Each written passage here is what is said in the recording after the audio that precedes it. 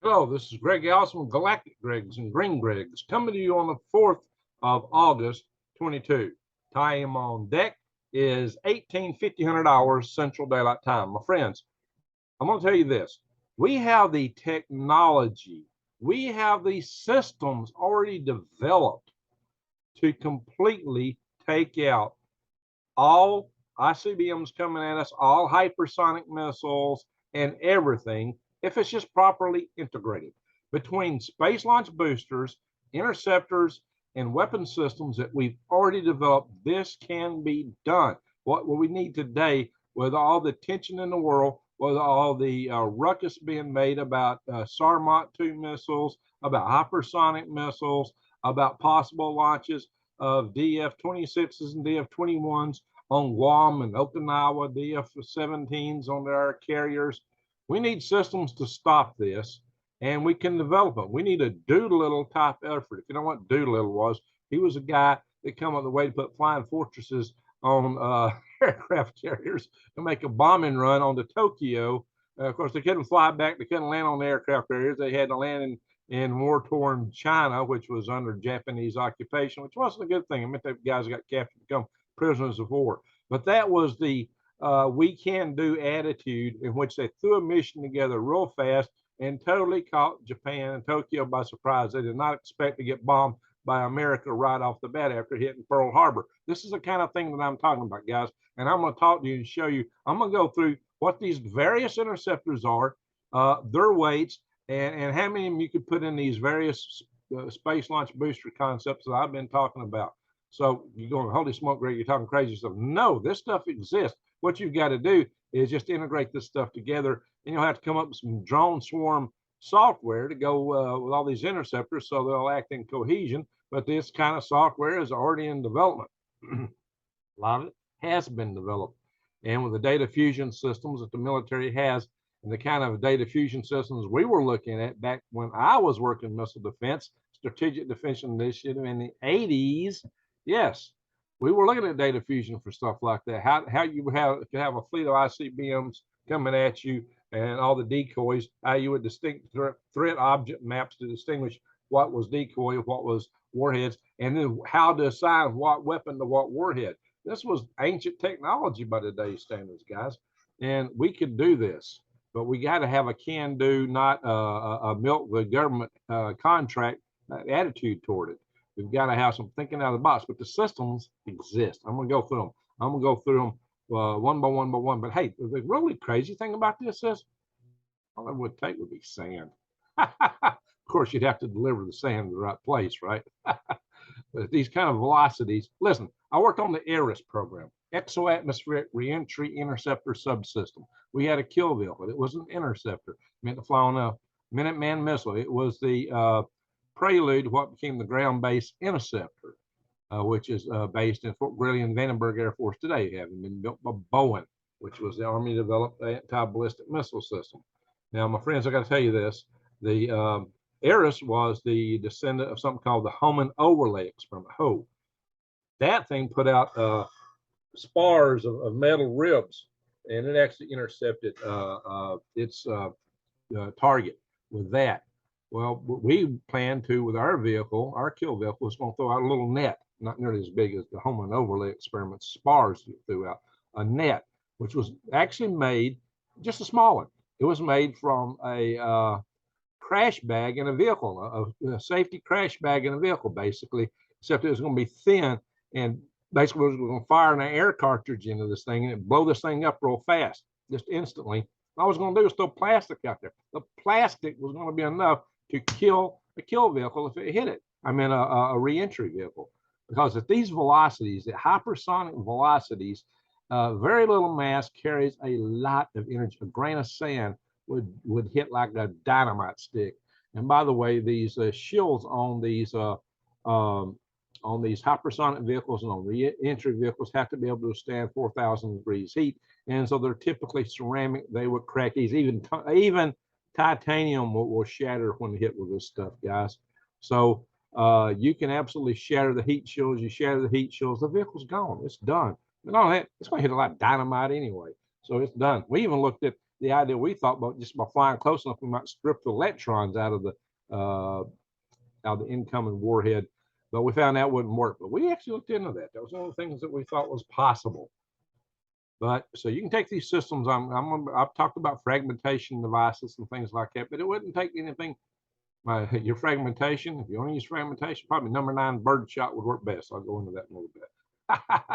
So hang on, guys. I'm going to show you a little background here real quick. And then we're going to go through some of these systems. You're going to say, Greg, your thumbnail was crazy. You had an AGM-158, cruise missile, and the Ares 1X, and a hypersonic vehicle. What they all got to do with each other? Well, I'm going to explain it. Just hold on to your hats, buddies. Buckle up and take a ride here. I'm going to take you through some things here real fast. So grab hold of the steering wheel and hang on tight. If you're not driving, grab the handle over by the side. All right, here we're going to go. We're going to go screen share. Bing, bing, bing, bing, bing, bing, bing. Now, just to kind of a background, I've covered these here on my Galactic Greg's channel already. I've started talking about this in my video Starship Troopers, where I introduced an idea of a booster concept that would be able to carry cargo point to point instantly and wouldn't take all the fueling time of a Starship, which would probably be 4 hours or better. And I was talking about using either of these as to advance the concept of an aircraft cargo arsenal ship. And the aircraft cargo arsenal ship is something the Defense Department is already working on. And that's why I introduced the AGM-158, the JASSM, the Joint Air-to-Surface Standoff Missile. And I'll be talking about that in a minute. But that has already been a concept developed to be put into pallets, just fill pallets full of these things and dump them out of a cargo craft, which is flying outside the reach of, say, an adversary like China with their long-range missiles. And these things can zing in for 1,000 miles. So that's the capability of the AGM-158. So we're going to talk about these, and we're going to talk about even using AGM-158s because they're already being developed for this kind of application and other things. So just hang on. So my stop all hypersonic vehicles. I realized here when I started talking about these arsenal rocket ships that holy smoke, this concept would be capable of stopping hypersonic vehicles. And so I did this video. And then because in this video I had mentioned the ATACMS, a lot of people probably didn't understand the power of fragmentation submunitions. So I actually posted this video yesterday on Galactic Greg's. I posted it a few days ago on Green Greg's, showing submunitions coming from an ATACMS and how they just set the whole field around on fire with explosions and fragmentation. And if you don't remember, the power of fragmentation is that like a grenade can take out everything within 15 meters. I mean, the fragmentation just take everything out. So if you had something like a grenade and then you put them, say, 20 feet apart, then you've got this covered, guys, because you're 10 feet to the each other one, really. I mean, to the center line between them. So you've got plenty of coverage for fragmentation devices. And so one of these devices that I talked about in this video and over here was a concept for a launch vehicle based on solid rocket boosters. I'm going to show this in a minute. Basically, essentially, kind of like we used to fly on the space shuttle. These solid rocket booster sticks here, except these things would be a 5-segment booster like being used on Ares, today on the Artemis 1 launch vehicle, 5-segment booster instead of these 4-segment boosters. And they produce 3.6 million pounds of thrust. Now, I talked about various concepts for these. I'm going to show you a little bit. The concepts I talked about was like, or what I called an SRB-5 booster. SRB-5 booster would use 5 on the first stage, have 3 on the second stage, and 1 on the third stage. And SRB-5 boosters first stage would produce 18 million pounds of thrust. There is no booster on the drawing board out there anywhere that produces 18 million pounds of thrust. The closest thing is a Starship, which would produce 16 million pounds of thrust. Never has a booster that powerful been fired yet. Hopefully the Starship will be doing some static firing soon, because they're planning to fly that thing. They need to static fire that a lot before they fly it. I've only got 5 engines. So, and there are 5 engines of something that's already been developed. So the reliability of the system I'm talking about ought to be through the roof. And reliability is inversely proportional to parts count. Hey, knock, Elon, you got a lot of parts. Hope you get it worked out.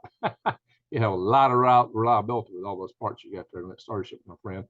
And I do hope he gets it worked out. Starship's got a lot of promise if he can make it work. All right. So SRB 5. We'll walk through a little bit of that. I'm going to show you some of these other things here. Switch tabs. Yeah, this is the Artemis 1 rocket, and these are the 5-segment SRBs. This is what I'm talking about using these. Just a single stick. Oh yeah, the second stage produces 10.8 million pounds of thrust. The third stage would produce 3.6 million pounds of thrust. You can throw a lot of stuff out there. In fact, if you just needed to throw stuff,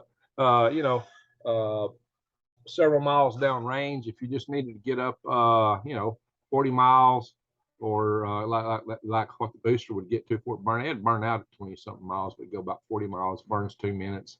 So if you need to throw out a cloud of drones that would be on that kind of parabolic trajectory, like the booster itself would be on, which would be good enough for most weapon systems. A SRB-5 first stage only, with 18 million pounds of thrust, with say 5-pound submission carriers, like I talked about, if you could get them dispersed, we'd be able to create a cloud swarm of drones that would could potentially, if you can distribute them, cover an area of 43 square miles, an impenetrable wall of fragmentation drones. But I'm going to go, instead of talking hypothetical, we're going to talk about drones and systems that are already out there that could be integrated into this.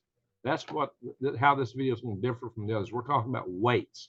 And again, Ares 1X. You could do this as a single stick. You only need one. One of these guys can carry 3.6 million pounds of payload up here. This could all be payload. This could be pallets in here, or subcarriers with all kind of munitions just loaded up all the way through, because this is your booster right here.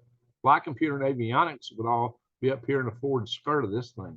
I mean, that's all you need. This could all bust open and deliver all kinds of mayhem upon anybody you shoot it at, including some other missiles that's got their own range, such as the AGM-158. Speaking of the AGM-158, here it is, my friends. Bing. Yes, AGM-158 with 1,000 miles of range when it fires, from wherever it fires from. And bear in mind, this is the AGM-158 JASSM, Joint Air-to-Surface Standoff Missile. Now, the thing about the JASSM is it weighs 2,251 pounds. So if you took, if you said the single stick, well, it's got 3.6 million pounds of thrust. Let's throw away a big part of that and just say, hey, I'm going to just take up 3 million pounds of payload. And just figure I got to have pallets and interface hardware and other things. So let's figure you got 3 million pounds of that for missiles. That is 1,332 JASSM missiles. 1,332 AGM-158 JASSM cruise missiles. 1,300. Wow, what if you just flew 1,000? Holy guacamole smoke-a-moly, 1,000 missiles? Guys, that's huge. You go, Greg, that's not a hypersonic missile. Will be being launched from a rocket booster like it? It will absolutely be hypersonic. But you need maneuverability. This thing has got air surfaces, so and you'd have to modify it to make a hypersonic vehicle out of it. But the Russians have already done that. They took their Iskander surface-to-air missile and modified it to be launched from a jet to go hypersonic velocities, because the jet was the first stage, kind of like my rocket, which will take them a lot faster than the Kinzel hypersonic vehicle, my friends. This could be much faster. It could still be maneuverable, just give it a little different body, a heat shield, if you're going to fly it low. If you're flying it up in space, it don't need all that. It needs something like brilliant Pebbles. So like I said before, you'll need to do trade studies to optimize for the requirements for what you're trying to stop. And you might have a combination of these weapon systems. When they're a huge booster like that, you could fly stuff to take things out in the various regimes and even in successive waves. So we can talk about all that in a little bit. In fact, the single stick SRB, like an Ares 1, might be the optimal launch vehicle. But imagine this: 1,332 of these make 3 million pounds. So if you just fly 1,000, now and I mentioned before too that if you've got a vehicle coming in at you, let's say this is your target, this is a kill vehicle coming at you, and it's hypersonic and it can maneuver. Well, shoot, just fire 3 missiles in various ranges around it that can home in on it toward the end. So if it tries to divert one way or the other, one of the others got it, kind of like wolf's hunt, like a wolf's hunt, you know. You try to dodge this wolf's going to get you. That's the pack. That's the value of having a pack. When you got submunitions, you can hunt in packs just like wolves. But better yet, with the fragmentation capabilities that you'd put on this thing, it'd be a fragmentation device, not a hit kill device. You got far higher chance of hitting something even when it's diverting around. Far higher chance of taking it out because it's going to fly into your debris cloud that you're going to set off beforehand. Now, take this in the next step here. I talked about ATACMS. You're going to say, Greg, ATACMS, you got to be kidding me.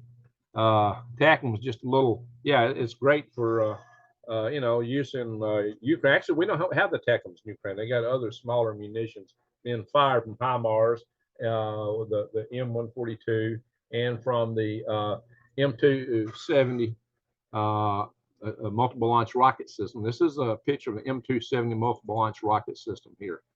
This is your ATACMS missile coming out. This guy can carry this and 6 smaller missiles, or 2 of these.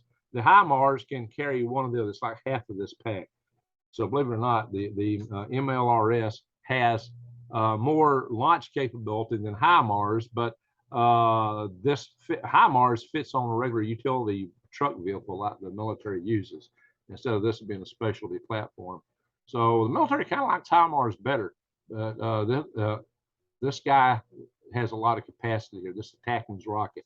Now, the thing about the ATACMS rocket is, now it's a big rocket. This is a full-blown rocket here, and it's 2 feet across. This thing weighs 3,690 pounds, but you could carry 833 of these on the end of a single stick booster. Oh yeah, that single stick booster could be the 3rd stage of an SRB-5 or the 2nd stage of an SRB-3 rocket, where it have a 1st stage of 3 SRB rocket segments and a 2nd stage of 1 single stick. So depending on your requirements, for how far you're trying to get this stuff out there. Plus, this thing's got a pretty darn good range of its own. So let me click out of this. And so there's a lot of, and this is an interceptor type rocket too, but not as much as some others here. This is more of a surface to surface type rocket, but we'll cover some surface to air interceptor rockets here in a minute and other things. But when you look at the cloud swarm, what this thing can put out, then you'd realize it will totally work in this application.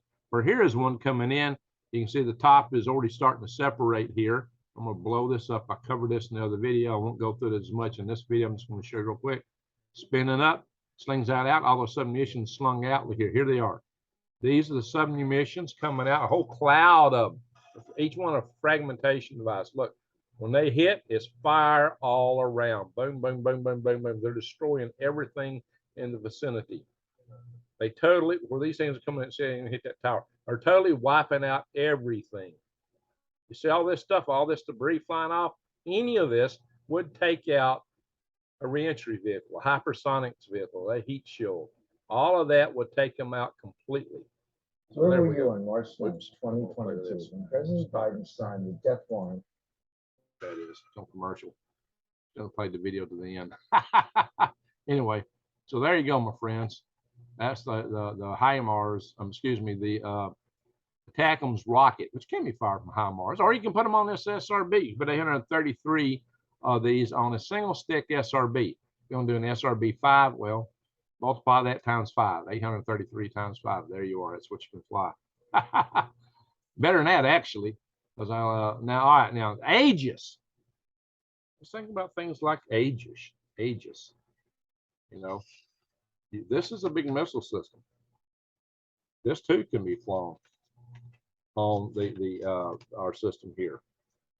Let's see, I thought I had the weight of the Aegis written down here. I know I got it somewhere. Maybe it's in this article here.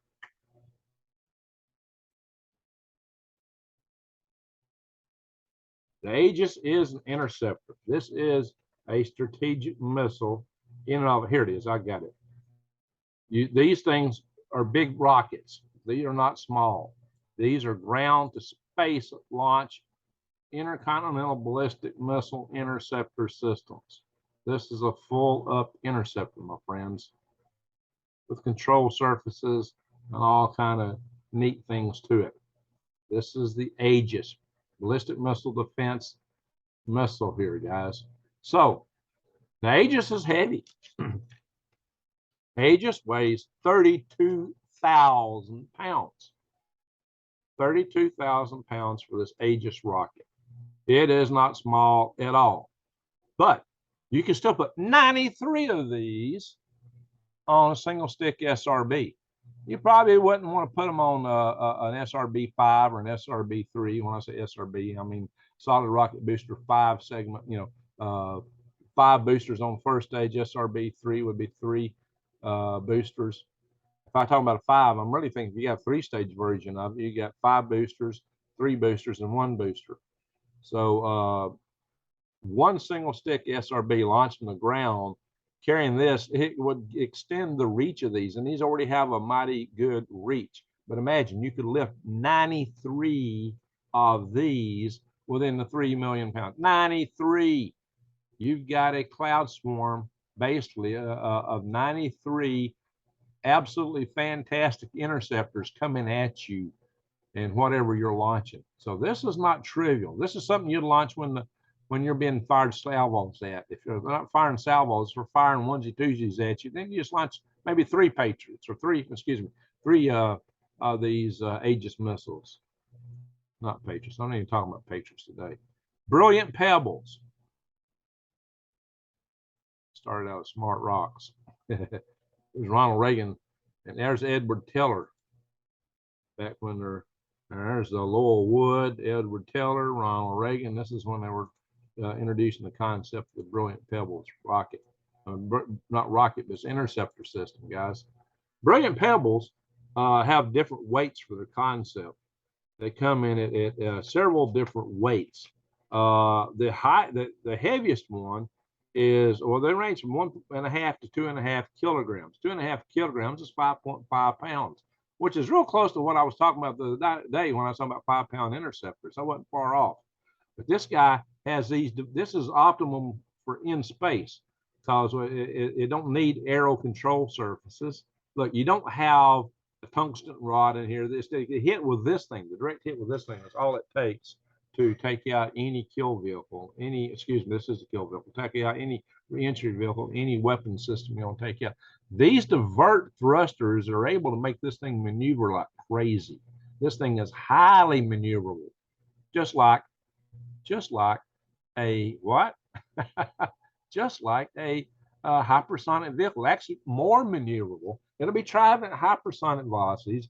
These are so lightweight, you could hunt in packs with these too. We could send 3 or more after every single target coming in. And these things were meant to be mass producible affordably. That's why they were small. And there's videos of these things flying in a room, essentially back and forth like a helicopter, just using those divert thrusters. Those things are amazing. They are absolutely amazing. So imagine this, Brilliant Pebbles.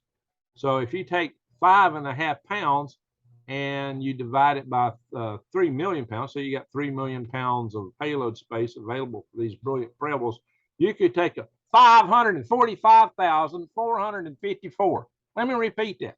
545,454 on one single stick booster. Now, with this guy, you probably want to throw it up there higher and farther. So you probably at least want to use a first stage of a 3 SRBs and a second stage of 1, or you might want to go for a full SRB 5. But you could launch, because you could really put these way out there. I mean, these could take basically the launchers out near the initial phase of flight. Just when, as soon as they come up out of the atmosphere, these things could be hitting them way down range if you can detect them that far. So the SRB-5 and SRB-3 and SRB single stick Aries style could carry. I'm talking Aries style actually using the 5-segment motor. Aries 1X rocket actually had a dummy fill segment, but we are testing the 5-segment motors now, and they're ready to fly on Aries 1 right now. 545,000. Okay, so what if I'm off by a factor of 10? You still got so many interceptors. It's mind-boggling, guys. And I'm not off by a factor of 10. There's no way I'd be that far off. Because I'm already giving you 600,000 pounds reserve for interface hardware above the and for extra lift capacity, higher thrust to weight ratio of the launch. So think about that, guys. The thrust of the SRB single stick is 3.6 million pounds. So if you got 3 million pounds of payload available for these guys, 545,000. And I'm choosing the heavier one just to be conservative, but also it might be room for your fragmentation device. For your fragmentation device. Just imagine that, guys. 545,454. Okay, we'll round it down to 500,000. Even if you had 100,000, that would be mind-boggling. There's nothing going to escape. Sarmat, now, Sarmat with all its murdered warheads and decoys, forget about it. You can take out the decoys too, just for fun, because you got excess capacity if you launch this thing. They launch all their Sarmats. But guys, there's no reason we can't have missile defense that works. What we got is contractors that are trying to milk the system and come out for a bullet to hit every single little thing coming at them. You don't need that. But we can do it. We can provide that. If you can build the bullets, we got the launchers. And all things considered, yeah, an SRB is not a cheap booster, but compared to what it's throwing up against, compared to what you're defending, and compared to what they would spend on these other interceptors, it's not a bad deal. And, oh, Greg, how in the world will we produce all of these? Well, the plant up in Ogden, Utah, not Ogden, up in Promontory, Utah, I've been to it many times, the rocket plant. It was designed to be able to handle 60 space shuttle launches a year. And we never had that kind of flight rate. So they always had reserve excess capacity. So the Artemis rockets will only launch a couple of years. They're only be using about 4 sticks. So imagine that. There's tons of reserve capacity to build these boosters up there. That's what I've been talking about. But Brilliant Pebbles, I think, is an approach. Brilliant Pebbles should also be based in space from satellites, as should lasers. And I've talked about the use of lasers in these systems too, guys. How you make the lasers work. No, you're not going to fire lasers in the ground to take up a reentry vehicle way out there miles downrange. Laser won't last. If you had a balloon vehicle, you had a airframe at high altitude dirigible blimp, you could fire the laser from it, or maybe from a ground laser straight up to a set of dither mirrors in one of these platforms, which would redirect if you need enough power, because you don't carry so much power on air platform. But the lasers are getting better. We're getting with our lighter weight. We're talking about putting lasers on fighter craft now that could damage sensors and things, maybe even do some damage to the actual enemy aircraft. So this is not absurd. And the whole idea of the Brilliant Pebbles is to be able to mass produce them, have lots of them. And so we're talking about lots of them, guys. These could take out anything coming at you. So imagine, I'm going to stop the share for a second. Think about this, guys. Sand will do the job. I'm showing fragmentation devices off that ATACMS rocket, but those are like grenades. Grenades will do the job. Artillery, that stuff will do the job. But my friends, you don't need all that. Sand would actually do the job. The problem with sand is, you might not get, because each grain of sand don't have that much mass, it may not accelerate out on the cloud you want as fast as you like, but it would accelerate out. It would grow out. So if you spun it up, especially, it will fog out. It'll make a heck of a fog, heck of a cloud. That might be the way to go. For warheads coming in, some they're flying through a cloud of sand, they will not survive. That sand will burn up in the atmosphere. Meteors that you see are basically the size of a grain of sand, and are meteoroid, the size of a grain of sand. The meteor is actually the plasma trail created by that little bitty meteoroid. But if you had fragmentation shot, most of that's going to burn up before it comes down. Hey, number 9 bird shot. That's got a little mass. It's got a little bit of lead. That stuff would fling out real nice. Number 9 bird shot. Let's make up a whole bunch of number 9 bird shot or sand, some combination thereof. Sling that stuff out there, and you're going to stop whatever's coming at you. You just got to get close enough to it. But if you can create a impenetrable, hey, look, guys, you can create a whole 43 square mile if you can disperse it. Problem is, you're going to have other rockets to get that dispersion to cover that 43 square miles. So then that cuts in your weight and won't be 43 square miles. So what if it's 25 square miles? That would be awesome still. It can be done. What's that, about the length of the island of Guam?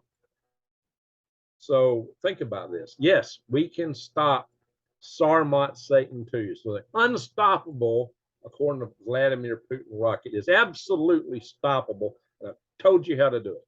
The other thing that you can stop is the hypersonic missiles, all of them. You can stop anything that anybody's going to shoot at us with this kind of stuff.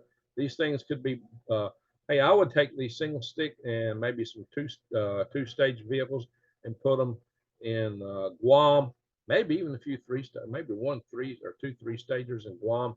I would put Okinawa. I would put a two-stage system in Okinawa, a few of them. Every coast we got, we should have single stick interceptors up and down our coastal areas. Our missile defense base up in Greeley, hey, give them some 3-stage versions. They could really take out a lot of stuff. Add it to the ground-based interceptor they got. You don't need a missile silo to launch them, and they're ready to launch. You might just cause the weather, like Fort Greeley, Alaska. The wind. Oh, yeah. Every month, ever since 1947, they've had hurricane force winds at Fort Greeley, Alaska. Straight line winds. I'm not talking wind gusts. Wind gusts up to 100 miles an hour. How do I know? I lived there 2 years. Okay. Lovely place. I don't want to say nuked. So this might be one way to stop that. This is a defensive weapon. It's to stop somebody from nuking you. Some people say, oh, well, why do you need to stop China? I'm just trying not to get nuked. This is what this is all about, guys. You mean I should just sit here because I won't let China do whatever they want to and let them fling nukes at me and blow me out of smithereens? I don't think so. No. Okay. So the other thing we could do is these kind of systems have more capability in that, especially if you're launching AGM-158 JASM joint standoff weapons, guys, that joint air-to-surface standoff missile. Or any of these systems, even the ATACMS. You had an invasion fleet crossing the Taiwan Strait, you could take it out. You could take out a Navy. So it shows, especially if you use the 3-stage versions. If they start firing missiles at you, even if it's onesie twosies, and you don't want to throw up your whole cloud swarm because they're not throwing a whole fuselage at you, which they probably would do that because they don't want to overcome your little Aegis and your THAAD missiles. Oh yeah, THAAD. We didn't talk about THAAD yet. I haven't pulled that up. THAAD missile is also a theater missile, and it is weighs 1,984 pounds. You could put 1,517 THAAD missiles on a single stick SRB 5-segment booster. Basically, a big Ares 1 type rocket. Oh yeah, we've already flown an Ares 1 rocket, guys. So we've got the technology to fly the single stick rocket today. We are developing pallets for AGM-158s to be launched out of cargo planes. So that technology is somewhat existing. You just need to modify it for putting on top of a rocket. Parachutes probably aren't going to be the way to pull the container. Open up the payload shroud and let these guys start popping out of whatever's carrying them. Kind of like missiles popping out of, kind of like rounds popping out of a magazine, if you know what I mean. Round is a military terminology that some people use for in civilian world to refer to what I call kibbles, which is the thing that I feed the nuts. Follow my Green Griggs channel, you'll know what I'm talking about. You got to talk a little code on these platforms. They don't like certain discussions. So what you want to do, of course, is you want to figure out what threat you're trying to deal with, and work up the requirements and figure out how to optimize your system for that. But not too much. Look, guys, we need a little program today. And by gosh, if you just put sand up in this thing, that's pretty darn good, pretty darn doolittle. The Ares 1 was a fast developed rocket. It's been developed. It just needs more engineering to adapt it to the actual real 5-segment booster. But this thing's been done once. Ares 5 has been done, the Ares 1X is flawed. No new technology is needed, just some engineering integration. None of this stuff requires new technology. If you want to do several of these other carriers, then what you've got to do is come up with essentially a some software for drone swarms. And that stuff's already in development too. So that's not that new, not that different. Put it in with the data fusion system you normally use for an attack like this. Military is really good with data fusion. I'm gonna pull up the THAAD rocket here in just a second. Thought I had all this stuff open and I didn't.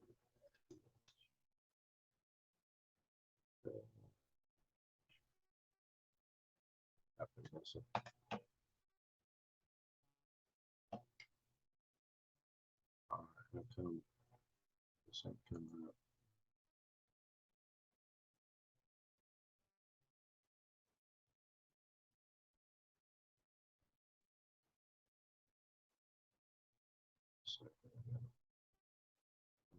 Backwards here.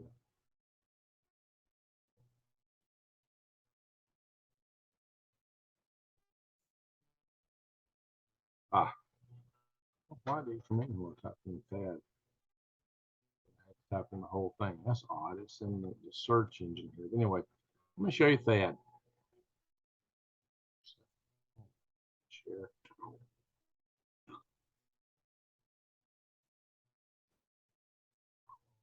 We are terminal. It used to say theater. It changed the name. It used to be theater, altitude aerial defense. Well, theater is like the theater of your battlefield. Well, this thing actually reaches further than that because theater is really what a Patriot rocket does. Patriot rocket is very powerful too. We could have done this whole thing with Patriot rockets.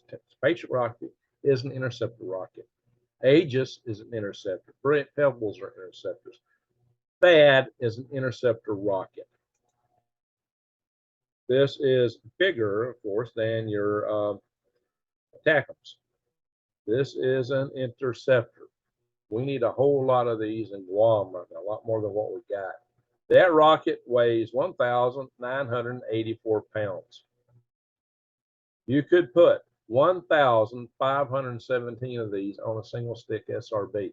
It'll absolutely be flying hypersonic up there above the atmosphere. When it's flying, it won't need any special heat shield. If it's launched within the atmosphere, yeah, you're going to have to put some kind of heat shield over this, guys. But this is not an aero surface method control. It's controlled by diverting the flame down here, thrust vector control. So you won't have to have wing body type stuff to make that work. This is meant for bullet-to-bullet impact. But if you're throwing up 1,517 of these, or even 1,000 of them, they could hunt impacts again against an incoming fuselage of warheads. So there you are. There's many options. The best thing to do is run some trade studies, and that can be done fast. Some trade studies, quickly analyze what's the best alternatives to use. It might be something that's not even on the plate here. What I am showing you is the art of the possibility. What I'm saying is this can be done. It can be done with existing technology, even not just technology, but existing systems. Integrated systems that already exist. Shoot. Just give me an Ares 1X and load it up with sand. That would be pretty consequential, especially if I had something to blow it up or spin it up and make it come out in a big cloud. Oh yeah, if you're downrange. Look, I've been downrange. If anybody's ever been dove hunting, and you're in a field and there's guys all around the whole field with shotguns, we're all shooting these birds in the air. You're going to know what it's like to have shotgun shot coming down all around you and on top of you. Had it happen many times. It don't hurt you because it reaches terminal velocity. The shot's small, and I've had shotgun shot coming down around me. As long as it's at a good distance and it's falling to the end of its trajectory, terminal velocity through the air, I've had it follow me many times. So if you're using number 9 bird shot or sand, if it could somehow get through the atmosphere and survive because you're using this maybe at a low altitude, you're flying in low to come get intercept this thing, not going to hurt you. If you're using grenades, probably if especially altitude, that's what's going to blow. Most of the time, this stuff's going to be used over places that are at sea or over tundra, deserts, military bases. So there's not going to be that many people in harm's way of stuff coming back down. But it certainly beats nuclear warheads rising up, whatever the case may be. So there you are, my friends.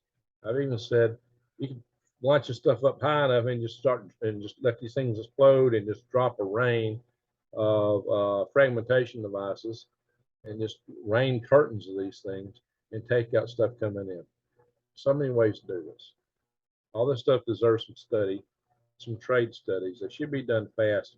We need to get with this because the threat today is very high. We could do a Doolittle effort. By Doolittle, not do a little bit, but named after Doolittle. They put the flying fortresses on the deck of an aircraft carrier and did a quick bombing run over Tokyo right after they hit Pearl Harbor. That was sweet. Tokyo was what? Holy smoke. All right, guys. That's the attitude. It's the can't-do attitude. There is no such thing as an unstoppable missile, okay? So just understand that. So with that, I'm going to say thank you for watching. Watch my other videos.